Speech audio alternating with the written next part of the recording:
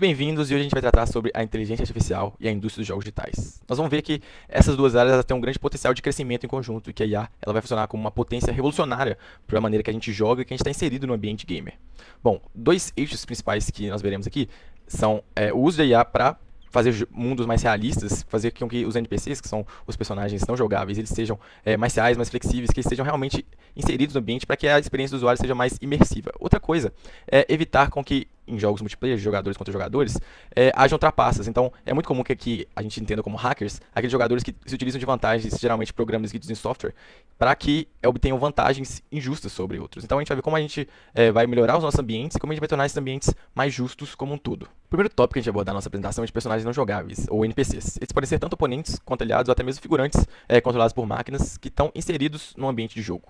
E a gente vai ver que quanto mais alta a complexidade daquele mundo em que ele está inserido, mais difícil é que aquele NPC ele se comporte de uma maneira aceitável ou de uma maneira natural aos olhos do jogador. Então, casos como Go e xadrez, que tem ambientes mais fáceis de ser modelados, a gente já conta com oponentes que são tão bons quanto e até melhores que os top jogadores do mundo. E em casos como jogos de mundo aberto, a gente vê que NPCs eles têm um comportamento um pouco estranho e inesperado para uma entidade que deveria ser racional como uma pessoa inserida num ambiente de jogo.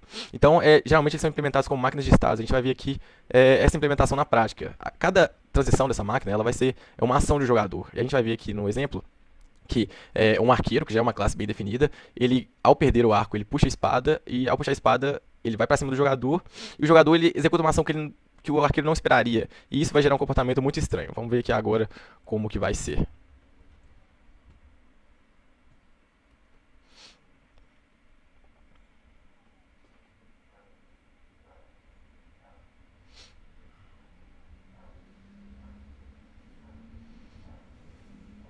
Então esse comportamento estranho, ele é baseado muito nessa máquina de estados que chegou em uma parte assim, o que eu devo fazer? E ele teve um comportamento muito estranho, já que o personagem estava na frente dele. A gente vai ver como consertar isso através da inteligência artificial. A da IA que está preocupada em resolver esse problema que a gente acabou de ver é a inteligência artificial generativa.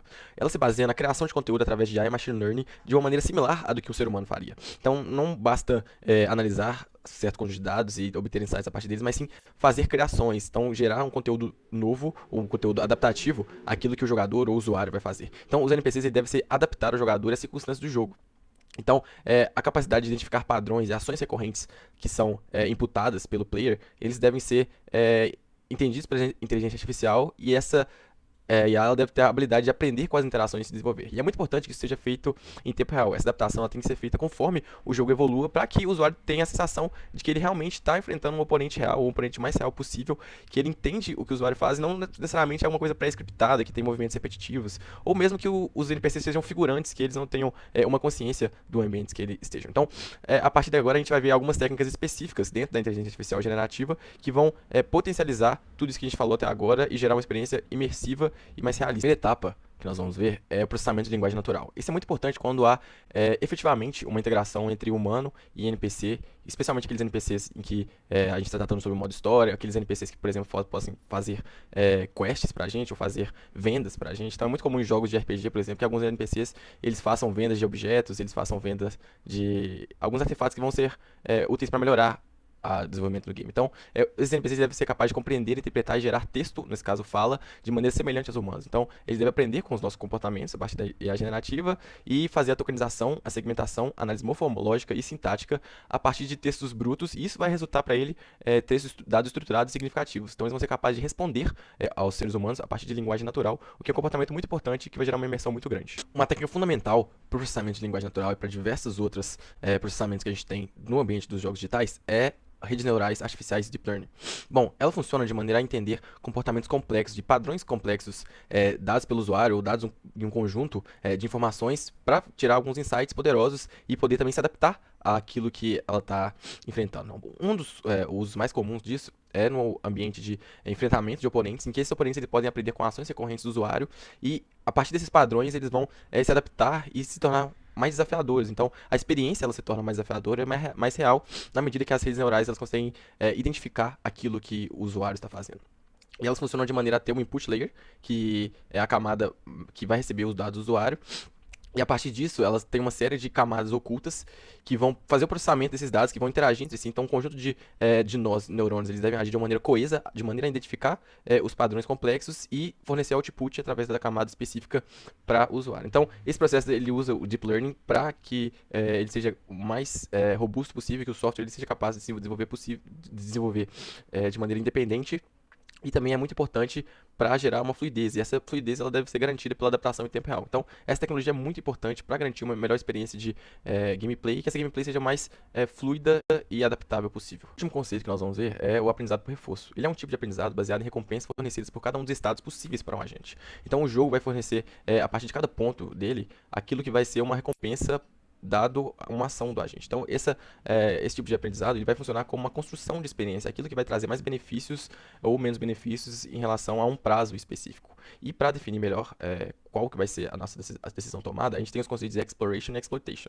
Exploration consiste em descobrir um estado novo, explorar algo no sentido de buscar uma novidade, buscar novos estados que podem trazer novas recompensas ainda não conhecidas, e exploitation significa seguir um conjunto de estados ou um caminho em que a gente já tem uma recompensa válida, uma recompensa que vai trazer benefícios sem explorar novidades. Então, a gente deve buscar um equilíbrio entre esses dois, e isso já é praticado em diversos tipos de oponentes, como para Kaggle, por exemplo, para que a função de objetivo ela seja maximizada e seja mais fácil possível de chegar em um estado que a nossa recompensa vai ser a maior disponível. Uma vez que a gente já conhece os conceitos, vamos partir agora para uma demonstração prática do poder do processamento de linguagem natural e do Deep Learning no mundo dos jogos. Aqui a gente tem NPCs completamente responsivos, que apesar de fazerem parte de uma demo, demonstram como é que vai ser o futuro dos games e o futuro dos personagens não jogáveis.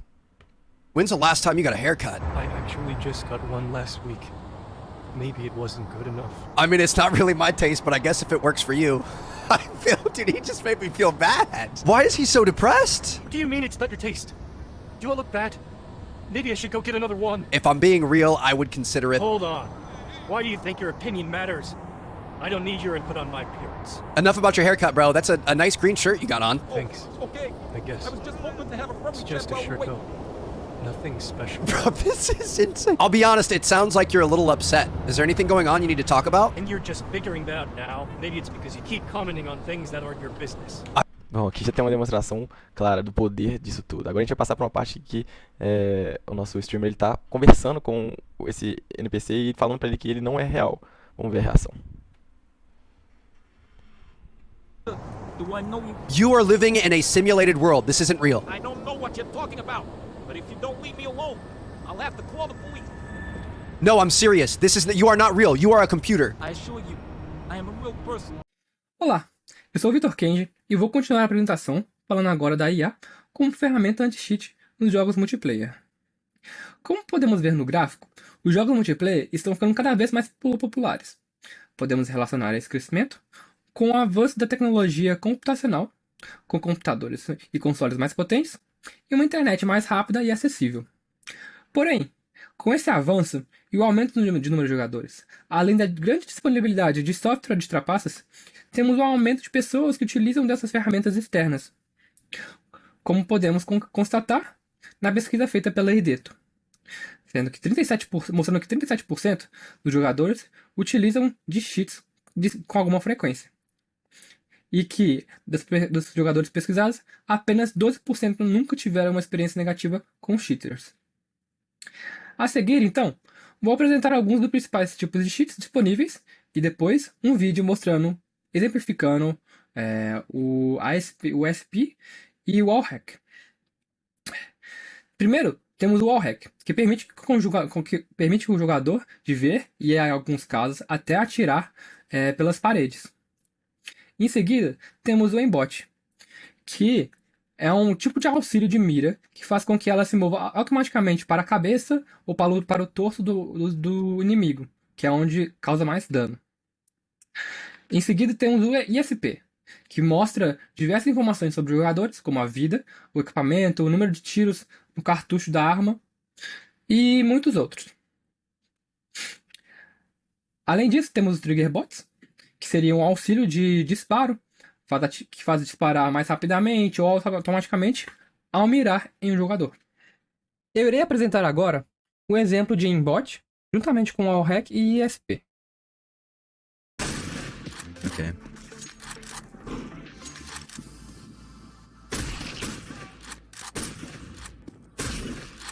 É.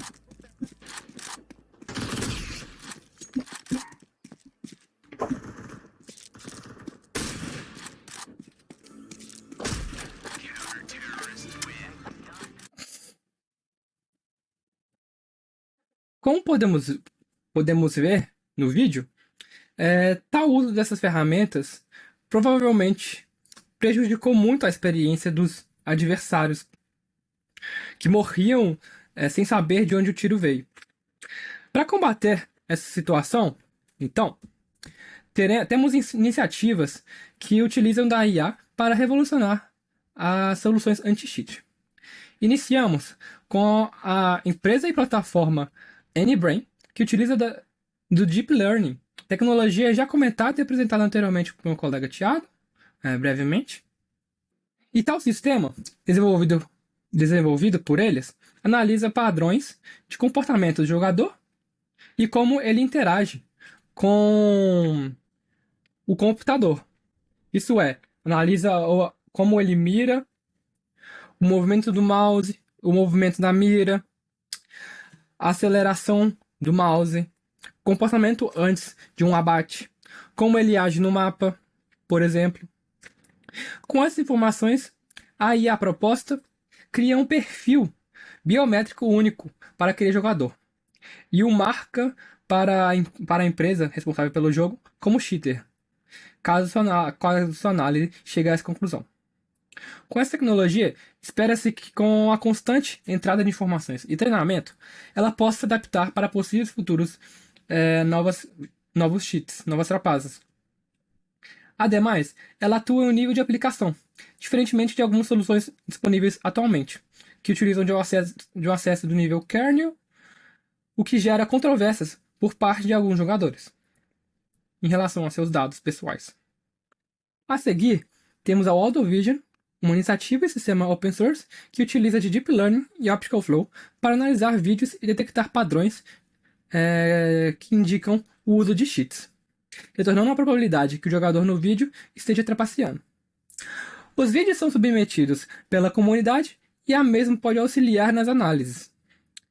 Assim como o AnyBrain, ela atua em nível de aplicação, não trazendo os riscos e as preocupações em relação à integridade do usuário mencionados anteriormente. Assim, tendo em vista os constantes avanços nessa tecnologia e o aumento da capacidade de processamento, é possível que, em um futuro próximo, tenhamos essas novas experiências inovadoras e imersivas e mecanismos de segurança revolucionários. Assim, termino a apresentação. Muito obrigado por assistir.